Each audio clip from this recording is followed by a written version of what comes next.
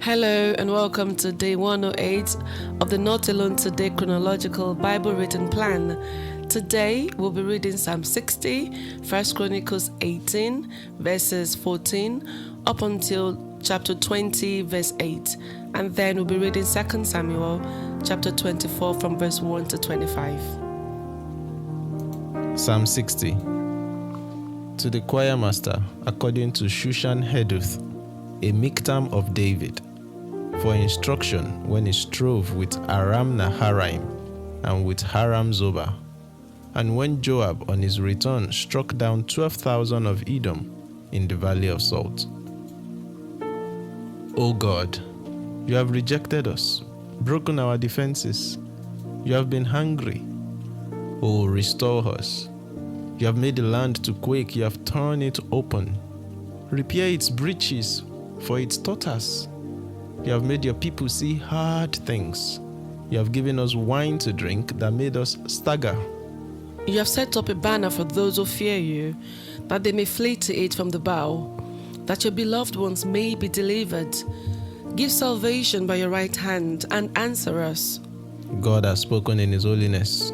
With exultation I will divide up Shechem and portion out the vale of Succoth. Gilead is mine, Manasseh is mine. Ephraim is my helmet, Judah is my scepter, Moab is my wash basin. Upon Edom I cast my shoe, over Philistia I shout in triumph. Who will bring me to the fortified city? Who will lead me to Edom? Have you not rejected us, O God? You do not go forth, O God, with our armies. O grant us help against the foe, for vain is the salvation of man. With God we shall do valiantly. It is He who will tread down our foes. 1 Chronicles chapter 18 from verse 14.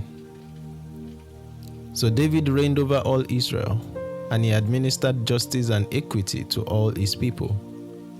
And Joab the son of Zeruiah was over the army, and Jehoshaphat the son of Ahilud was recorder, and Zadok the son of Ahitub and Ahimelech the son of Abiathar were priests, and Shapshah was secretary, and Benaiah the son of Jehoiada was over the Cherethites and the Pelethites, and David's sons were the chief officials in the service of the king.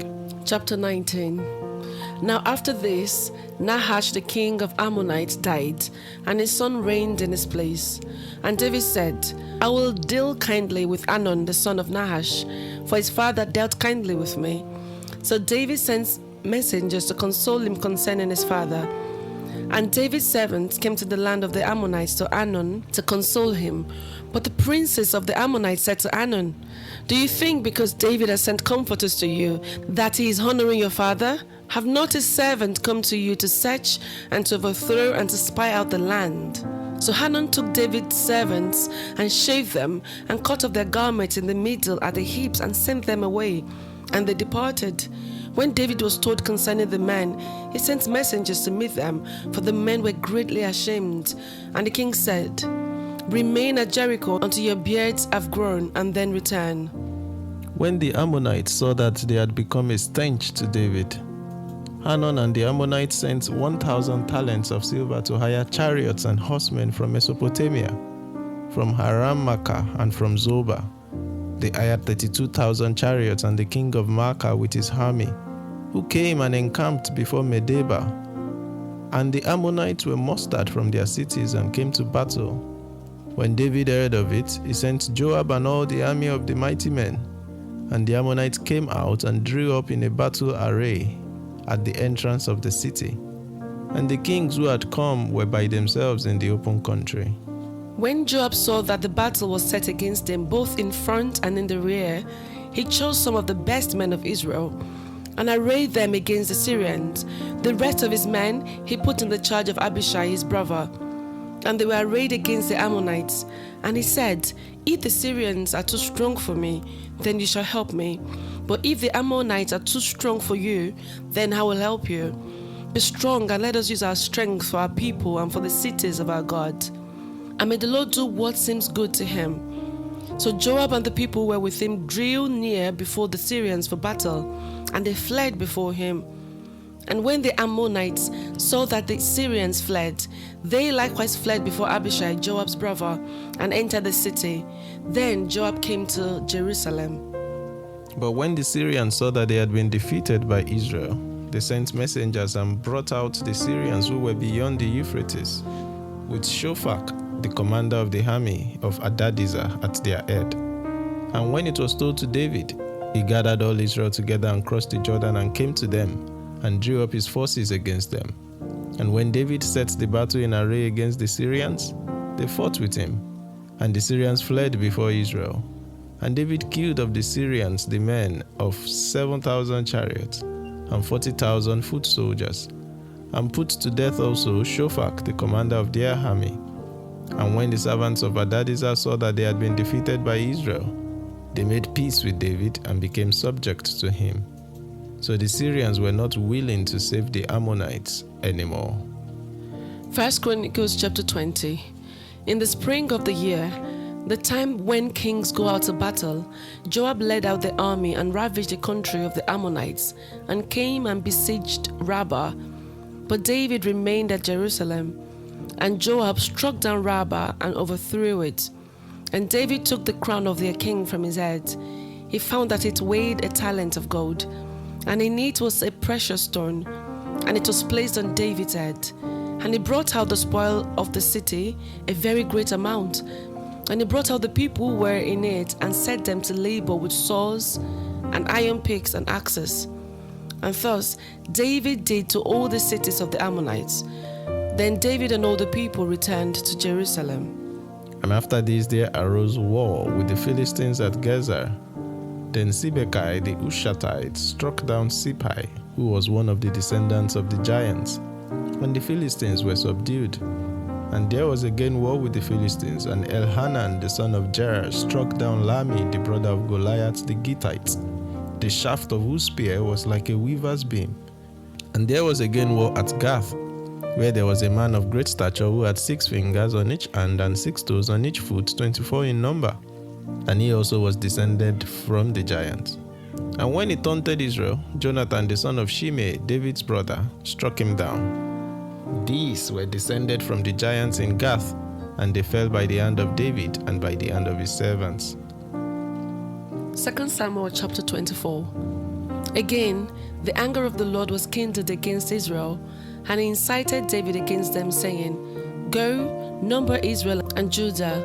So the king said to Joab, the commander of the army who was with him, Go through all the tribes of Israel, from Dan to Beersheba, and number the people, that I may know the number of the people. But Joab said to the king, May the Lord your God add to the people 100 times as many as they are. Why the eyes of my lord the king will see it? But why does my lord the king delight in this thing? But the king's word prevailed against Joab and the commanders of the army. So Joab and the commanders of the army went out from the presence of the king to number the people of Israel. They crossed the Jordan and began from Aroer, and from the city that is in the middle of the valley, toward Gad and unto Jazer. Then they came to Gilead and to Kadesh in the land of the Hittites. And they came to Dan, and from Dan they went around to Sidon, and came to the fortress of Tyre, and to all the cities of the Hivites and Canaanites. And they went out to Negeb of Judah at Beersheba. So when they had gone through all the land, they came to Jerusalem at the end of 9 months and 20 days. And Joab gave the sum of the numbering of the people to the king. In Israel there were 800,000 valiant men who drew swords, and the men of Judah were 500,000. But David's heart struck him after he had numbered the people, and David said to the Lord, I have sinned greatly in what I have done. But now, O Lord, please take away the iniquity of your servants, for I have done very foolishly. And when David arose in the morning, the word of the Lord came to the prophet Gad, David's seer, saying, Go and say to David, Thus says the Lord, 3 things I offer you. Choose one of them, that I may do it to you. So Gad came to David and told him and said to him, Shall 3 years of famine come to you in your land? Or will you flee 3 months before your foes while they pursue you? Or shall there be 3 days pestilence in your land? Now consider and decide what answer I shall return to him who sent me. Then David said to Gad, I am in great distress. Let us fall into the hand of the Lord, for his mercy is great. But let me not fall into the hand of man.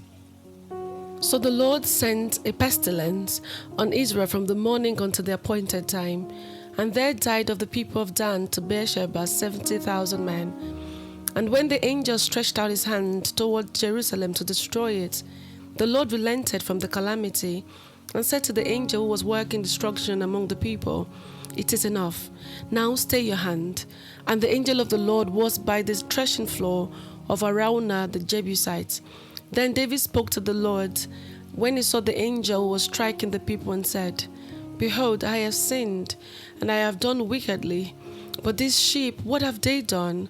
Please let your hand be against me and against my father's house." And Gad came that day to David and said to him, "Go up, raise an altar to the Lord on the threshing floor of Araunah the Jebusite." So David went up at Gad's word as the Lord commanded.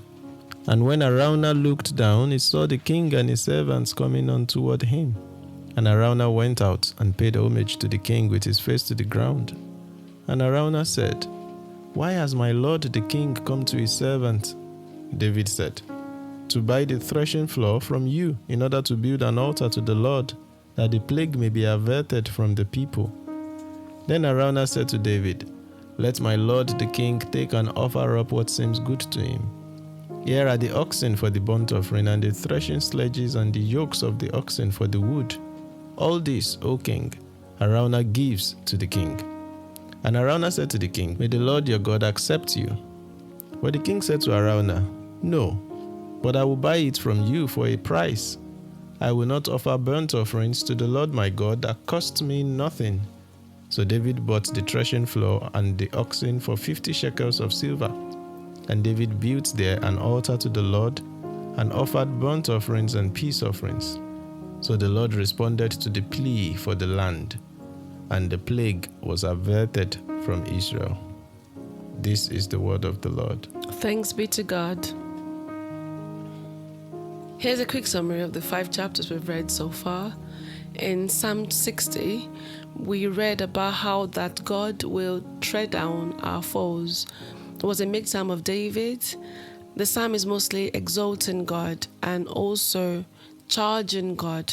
At the end of that chapter, it did say that it is God who will tread down his foes. And then we read 1 Chronicles chapter 18, verse 14 to 17.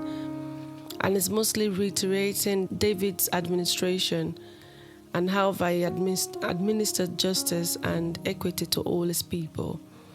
Then we read 1 Chronicles chapter 19. It's just another account of how the Ammonites disgraced David's men. And now that because of this, David then retaliated. And then we read again further that the Ammonites and the Syrians were defeated by David and his men. Chapter 20, we read about how that after the battle and the victory has been won, David made the Ammonite people become slaves, set them to work with saws and iron picks and axes, and then he returned back to Jerusalem.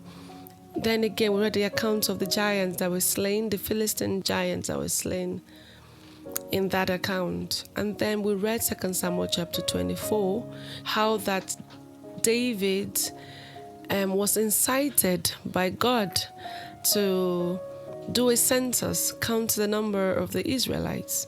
And he did. And God got mad at him, so much that God gave him 3 options. First, whether there will be famine in the land, whether he would flee from his foes for 3 months, and they'll pursue him, or whether there will be 3 days pestilence in his land. And David wisely said, it's better for him to fall in the hand of God, for great is his mercy, than for him to fall in the hand of man. And the Lord sent pestilence on Israel. And not only that, 70,000 men died.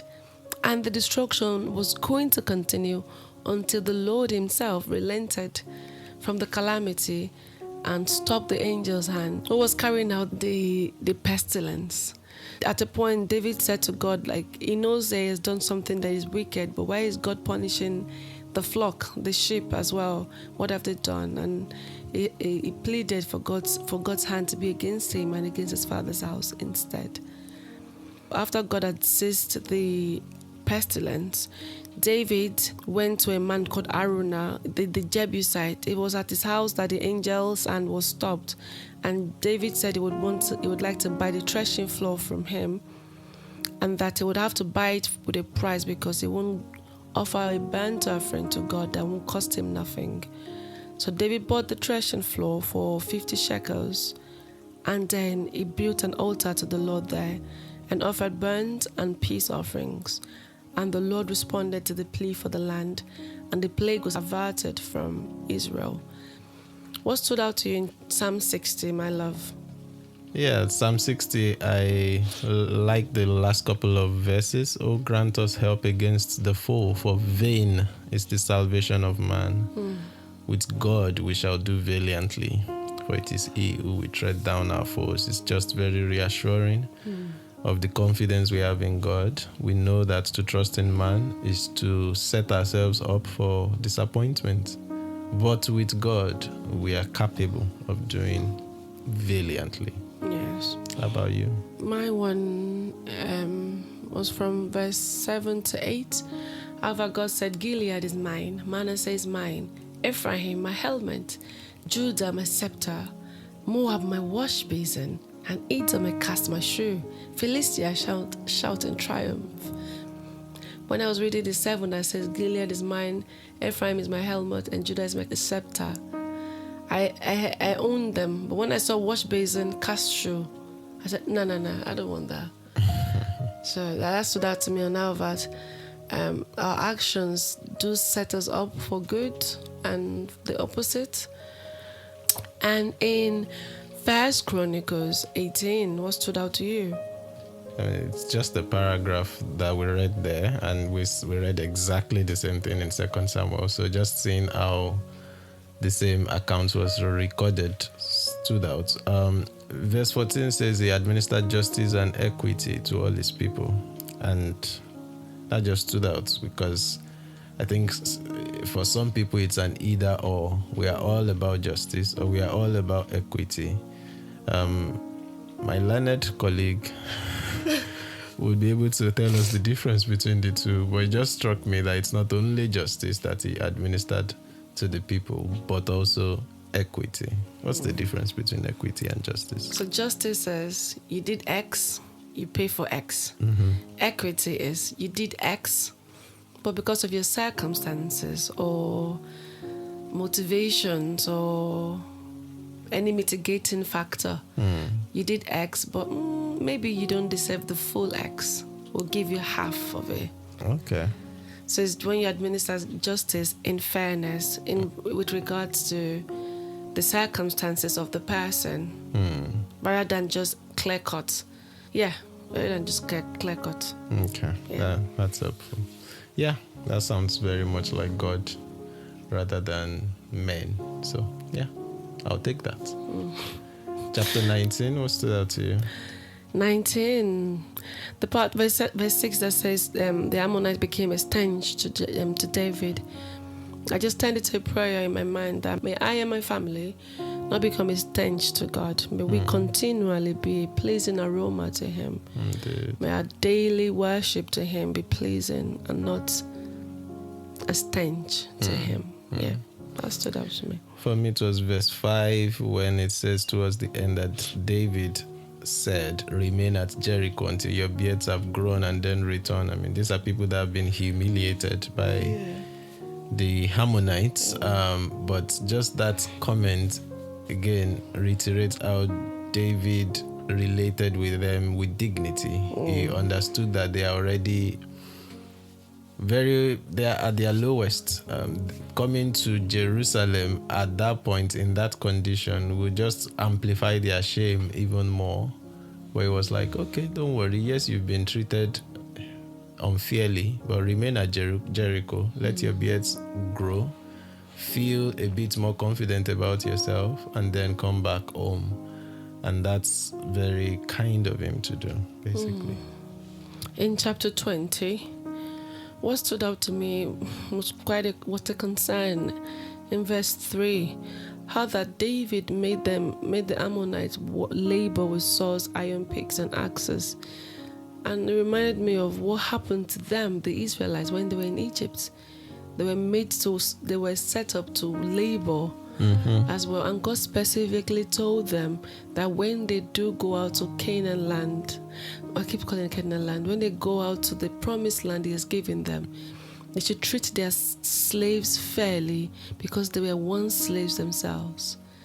So it's quite interesting that it would set them to labor in this condition, knowing where his own fathers came from. Yeah. Interesting. Again, it was a delight rereading the slaying of the giants of Gath and the Philistine giants by David and his servants. So yeah, that stood out to me. Yes. In 2 Samuel 24, the narrative of the whole chapter stood out to me in that I'm not questioning God, but it's just curious in that it was God's anger that incited David against the Israelites and asked David to go number Israel and Judah. And David did as incited. And he was punished. Not just him alone was punished for it. The whole Israelites were punished for it. And to now undo that punishment, God gave him 3 ultimatums. And David chose to fall in the hand of the Lord. But he put a condition to it because his mercy is great. But the pestilence that God sent killed 7,000 men. I would have continued for his mercy that is great. Yeah, I don't understand. I think we came into the chapter not understanding why the anger of the Lord was kindled against the Israelites. I think that's the missing part. But we don't need to understand why. He's omniscient. I just found it quite a bit hard. Yeah, the idea that is playing out there is the tension or balance between God's sovereignty and our own responsibility in that sense. Everything that happens under the control and government of God. Ultimately, nothing catches him by surprise. So when it does say that God incites him, of course, in the account in Chronicles, it's going to say that the devil or Satan incited him. And then you want to wonder, which one is it? Is it God that is inciting him, or is it Satan that is inciting him? But there is nothing that happens that is not under the ultimate control of God. But the point here is that the Israelites, especially David and his army, they've come to a point of unbelieving pride. You know, it was just a couple of days ago that we're talking of how it is being repeatedly said that David prospered and had victory everywhere that he went, not because of anything he has done, but simply because the Lord delighted in him. But now it's easy to get those victories to get to your head to the point where you then begin to think, we can do all these things. Look at the size of our army. Look at all the victories that we are doing. And so it's in response to that heart posture that the anger of the Lord burned against Israel. And David was incited to number the people. Because then their faith is becoming to be placed in the size of the army rather than in the protection that only God can give. And this is the same David that will write again and again, vain is the help of man, but with my God I can do valiantly. With my God I can run through a troop. It is that God that teaches my hand to war. I can bend a bow of bronze and things like that. So yeah, it's just that that tension and balance that is playing out there. God is in charge of everything, and sometimes he will use any kind of agents to accomplish the purposes that he wants to accomplish. In this case, to bring David and the people of Israel to a reorientation about the centrality of him in the stories of their victories and in the affairs of their nation and national life. Yeah. The NIV commentary on the Old Testament. Yeah. It's saying that actually that most times we modern readers of the Bible, we are more interested in defending God's goodness than the ancient Israelite authors, who were first and foremost interested in His power. So it's easy for we modern readers to see the First Chronicles chapter 21:1 that was Satan's role to inside David, rather than saying that's what God actually wanted to do. Indeed. And that once we are able to willingly see that we don't have to live with neat and tidy answers, or have a box that just box out God's goodness, leaving everything else out. Yeah. If we are more focused on His power, we'll be able to embrace difficult chapters like this, and it ties neatly into what you said, Kola. Yeah. In that it is Him and Him alone. So Indeed. yeah. It's the same thing that played out in the story of Pharaoh, when it got to a point when it began to be, and God hardened His heart, even though in the preceding rhetorics it's always been that, and Pharaoh hardened his heart. He hardened his heart to the point where God began to empower him to continue to harden his heart, so that God can display the powers that He wants to display through him and through the people of Egypt, to showcase what He's capable of. But God is ever in charge, even in charge of Satan, as it were. Yeah. And that's a good point to wrap it up and bring day 108 to an end. Tomorrow we'll flip the page and consider the account in Chronicles about the census, as well as First Kings. So we are crossing into a new book, the book of First Kings, and we'll consider the first couple of chapters in that book as well. But till then, just remember, you're not alone. You're not alone today. God bless you. Bye.